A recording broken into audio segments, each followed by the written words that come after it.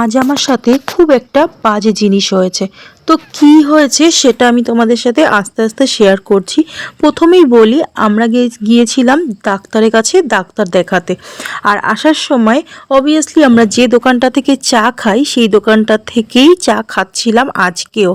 এর আগেও দেখেছো যে এই দোকানটা থেকে আমরা কিন্তু প্রায় চা খাই যখনই কোথাও একটা যাই, তার কারণ এই দোকানের চাটা খুবই ভালো করে। তো তোমাদের দাদাভাই বাইকে বসে চা খাচ্ছিল রাস্তার পাশেই যেহেতু, আর আমি এখানে বসে চাটা খাচ্ছিলাম। তো হঠাৎ করে আমার সাথে এত বাজে একটা জিনিস হয়, তোমাদেরকে কি বলবো। তো দেখো, আমি এখানে বসে চা খাচ্ছিলাম, আমার চাটাই সাইডে রাখা ছিল। আর হঠাৎ করেই একটা ছেলে আসে, এসে ও সিগারেট ধরায়, সিগারেট ধরিয়ে জাস্ট সিগারেটটা খাচ্ছে আমার পাশে বসে।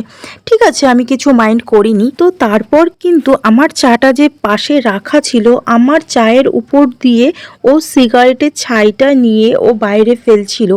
বাই চান্স আমার চায়ে যদি পড়তো তখন কি হতো তোমরাই বলো, আমি কি সেটা খেতাম? তাই জন্য আমি ওখান থেকে উঠে যেতে বাধ্য হই। প্লাস আমি খুবই রেগে যাই। প্লাস আমি চায়ের দোকানদারকে বলি যে দেখো, এরকম এরকম জিনিসটা কিন্তু আমার সাথে হয়েছে।